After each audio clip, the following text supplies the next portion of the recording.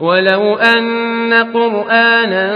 سيرت به الجبال أو قطعت به الأرض أو كلم به الموتى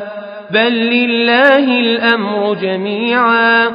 أفلم ييأس الذين آمنوا أن لو يشاء الله لهدى الناس جميعا ولا يزال الذين كفروا تصيبهم بما صنعوا قارعة أو تحل قريبا من